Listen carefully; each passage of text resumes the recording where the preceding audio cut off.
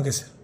Sharada Vilas college of pharmacy NSS wing ಜೊತೆಗೆ cure plus blood centre ಜೊತೆಗೂಡಿ ಈ ದಿನದ ಬ್ಲಡ್ ಡೊನೇಷನ್ ಕ್ಯಾಂಪನ್ನು ಆಯೋಜನೆ ಮಾಡಲಾಗಿದೆ. ಇದು ಶಾರದಾ ವಿಲಾಸ್ ಕಾಲೇಜ್ ಆಫ್ ಫಾರ್ಮಸಿಯಲ್ಲಿ ನಡೀತಿರುವಂಥ 43ನೇ ಬ್ಲಡ್ ಡೊನೇಷನ್ ಕ್ಯಾಂಪ್.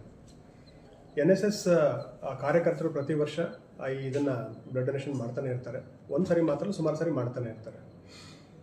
ನಮಗೆಲ್ಲ ಗೊತ್ತಿದೆ ಬ್ಲಡ್ ಡೊನೇಷನ್ ಎಷ್ಟು ಅವಶ್ಯಕತೆ ನಮಗಿದೆ ಅಂತ.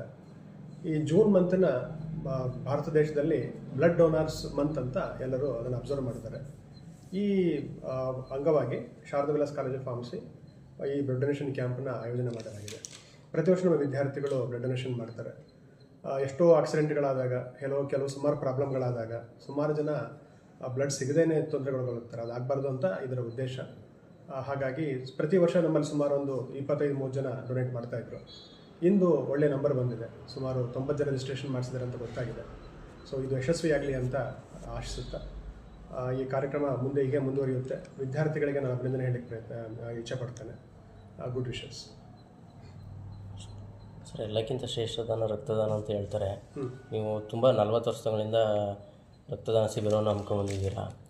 ಏಕೆಂದರೆ ಕೆಲವೊಂದು ಇದರಲ್ಲಿ ಏನಪ್ಪ ಅಂದರೆ ಬ್ಲಡ್ ಬ್ಯಾಂಕ್ಗಳು ಏನಾಗ್ಬಿಟ್ಟಿದೆ ಅಂದರೆ ಈ ರಕ್ತದಾನ ಶಿಬಿರ ಮಾಡಿಕೊಂಡು ಮಾರ್ಕೊಳ್ಳೋದು ಈ ಥರ ಎಲ್ಲ ಮಾಡ್ತಿದ್ದಾರೆ.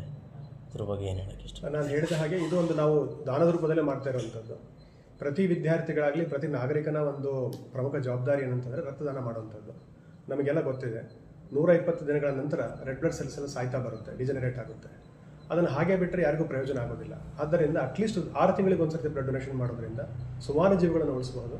ಎಸ್ಪೆಷಲಿ ನಮ್ಮಂಥ ಕಾಲೇಜುಗಳಲ್ಲಿ ವಿದ್ಯಾರ್ಥಿಗಳು NSS ಕಾರ್ಯಕರ್ತರೆಲ್ಲ ಇರ್ತಾರಲ್ಲ, ಅವ್ರದ್ದು ಪ್ರಮುಖ ಜವಾಬ್ದಾರಿ ಆಗುತ್ತೆ. ಇದರಲ್ಲಿ ಯಾವುದೇ ರೀತಿಯ ಕಮರ್ಷಿಯಲೈಸೇಷನ್ ಇರೋದೇ ಇಲ್ಲ. ಇದು ಏನಂತಂದರೆ ಇದು ಒಂದು ರಕ್ತದಾನ ಮಾಡುವಂಥದ್ದು ಅದು ನಮ್ಮ ಒಂದು ಜವಾಬ್ದಾರಿ. ನಮಗೆ ಕೊಡಬೇಕಂತಲ್ಲ, ಇದೊಂದು ಸೇವೆ, ದೇಶ ಸೇವೆ ಖಂಡಿತ ಆಗುತ್ತೆ ಅಂತ ನಮ್ಮ ಅಭಿಪ್ರಾಯ. ಎಷ್ಟು ಜನ ವಿದ್ಯಾರ್ಥಿಗಳು ರಕ್ತದಾನ ಕೊಡ್ತಿದ್ದಾರೆ ಸರ್? ಇವತ್ತು 93 ಜನ ರಿಜಿಸ್ಟ್ರೇಷನ್ ಮಾಡಿಸಿದ್ದಾರೆ. ಸೊ ಇದು ಒಳ್ಳೆಯ ಬ್ಲಡ್ ಡೊನೇಷನ್ ಕ್ಯಾಂಪ್ ಆಗಿದೆ ಸರ್. 93 ಜನ ಬರೀ ವಿದ್ಯಾರ್ಥಿಗಳು ಅಥವಾ ಫ್ಯಾಕಲ್ಟಿಗಳು ಕೂಡ ಇದ್ದಾರೆ. ನಮ್ಮ especially Sharada Vilas college of pharmacy ಫ್ಯಾಕಲ್ಟಿಗಳು, ನಂತರ ಸ್ಟೂಡೆಂಟ್ಸ್, ಟೀಚಿಂಗ್ ಸ್ಟೂಡೆಂಟ್ಸೇ ಇರುವಂಥದ್ದು.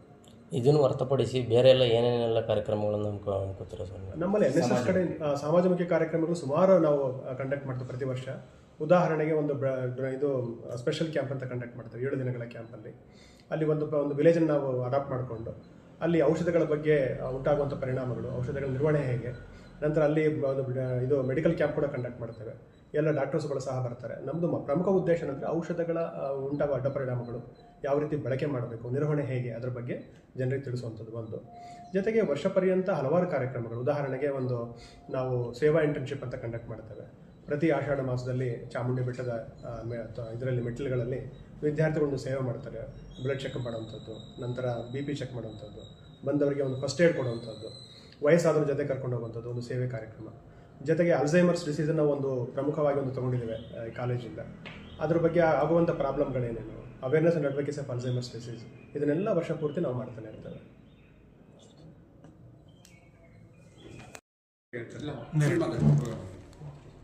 ನಮಸ್ಕಾರ.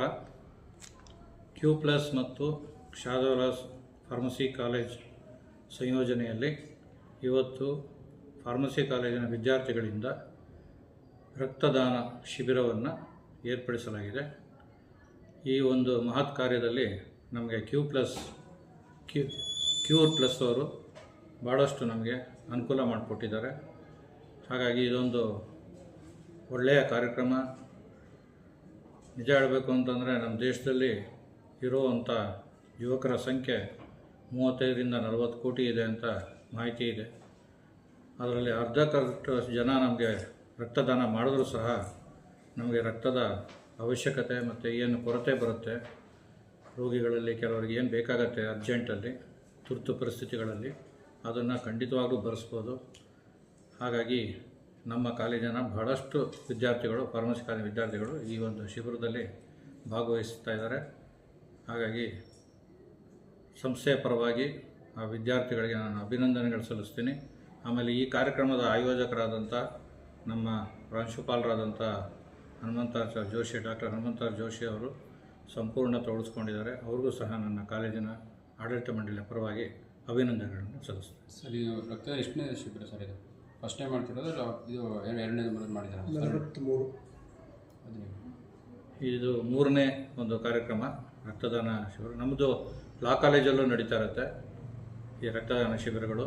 ಪ್ರತಿಯೊಂದು ಕಾಲೇಜಲ್ಲೂ ನಡೀತಾ ಇರುತ್ತೆ. ನಮ್ಮಲ್ಲಿ ಈವನ್ ಡಿಗ್ರಿ ಕಾಲೇಜಲ್ಲೂ ನಡೆಯುತ್ತೆ. ಪ್ರತ್ಯೇಕವಾಗಿ ಮಾಡ್ತಾಯಿದ್ದಾರೆ ಪ್ರತಿಯೊಂದು ಇನ್ಸ್ಟಿಟ್ಯೂಷನ್ನು.